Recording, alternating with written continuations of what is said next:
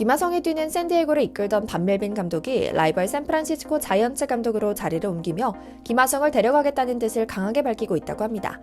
심지어 트레이드에 더해 아예 FA의 우선 협상권을 갖고 1억 불이 넘는 돈으로 계약하겠다는 일종의 1+1 계약을 추진하고 있다고 하는데요.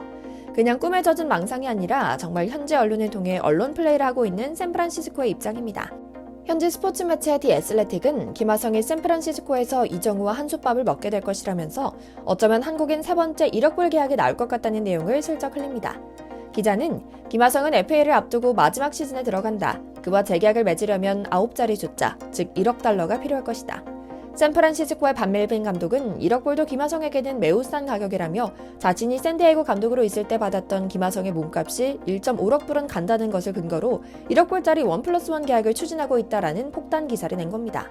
기자는 멜빈 감독은 김하성을 애제자로 콕 집었다면서 뉴욕 매츠, 양키즈, 텍사스 등 다른 대형 구단을 제치고 샌프란 행을 강하게 점치고 있는데요.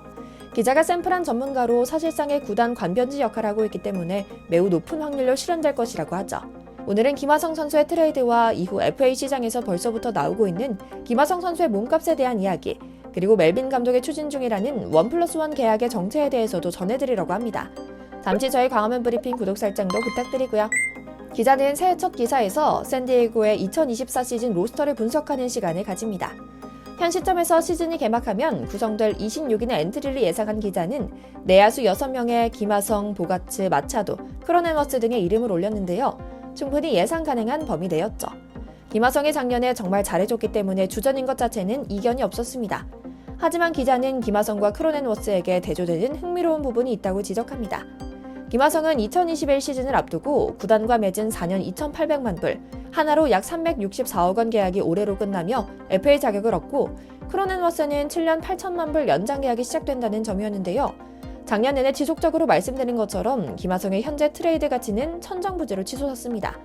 상황이 이렇다 보니 현금이 없어 구단 구조조정에 나선 샌디에고 김하성에 대한 러브콜을 날리는 대형 구단이 많다는 것은 이미 공공연한 사실이었는데요. 700만 불의 연봉은 1년 렌탈을 하기에 부담 없는 가격이라는 것이었죠. 특히 인류수를 제외한 내야 전 포지션 소화가 가능하고 모두 준수한 수비 능력을 보여주고 있다는 점도 매력적이었고요. 지난해엔 타격에서도 주전으로서 전혀 부족함이 없는 기록을 내고 있어 그 매력을 더했죠. 샌디에고는 지난해 팀 연봉 2억 5,800만 달러로 메이저리그 30개 구단 중 세 번째로 많은 돈을 지불하고도 아무런 성적을 내지 못했습니다. FA 영입에도 많은 돈을 투자하며 월드시리즈 우승까지 목표로 했지만 성적은 형편없는 수준이었죠. 그 원인 중 하나로 지목된 것은 바로 단장과 감독 사이의 관계였습니다. 시즌이 끝난 후 프렐러 단장은 곧바로 기자회견을 통해 멜빈 감독과의 관계에 대해 해명을 내놓을 정도였죠.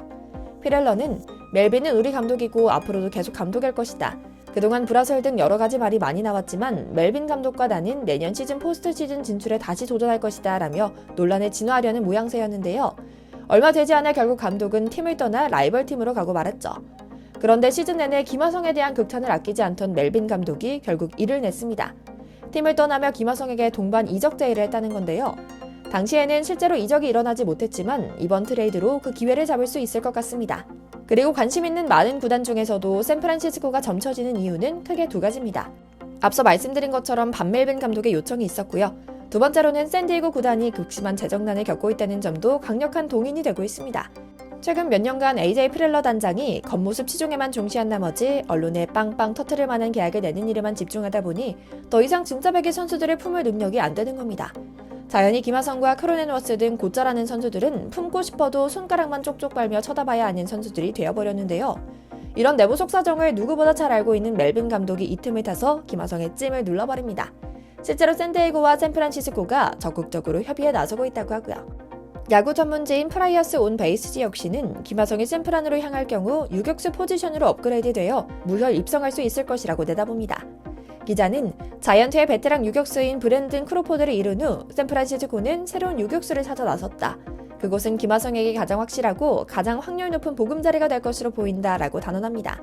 절친한 동생이자 전 키움 히어로즈 동료인 이정우와 올해까지만 해도 사제지간으로 함께했던 반멜빈 감독의 후원도 트레이드설에 힘이 실리는 주요 근거 중 하나입니다. 기자는 먼저 이정우와의 관계에 대해 말합니다.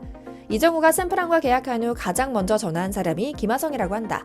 김하성은 그 통화를 통해 3년간 함께 뛰었던 멜빈 감독에 대해 실력 있는 양반이라고 보증했다고 한다.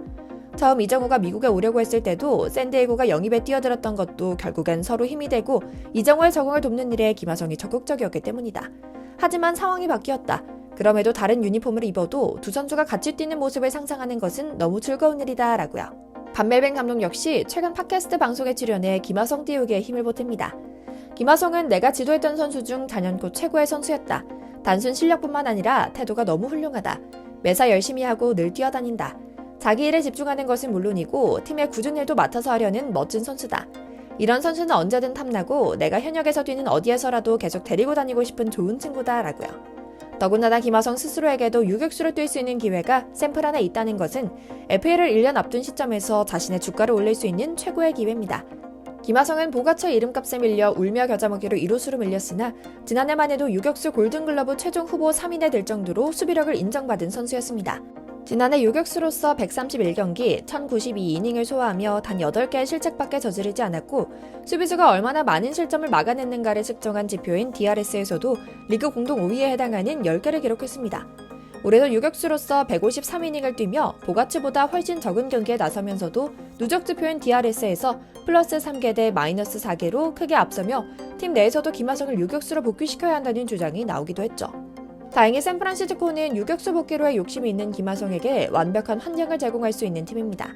현재 샌프란 내야는 3루수 JD 데이비드, 유격수 마르코 루시아노, 2루수 타이로 에스트라다, 1루수 라몬테 웨이드 주니어로 구성되어 있습니다.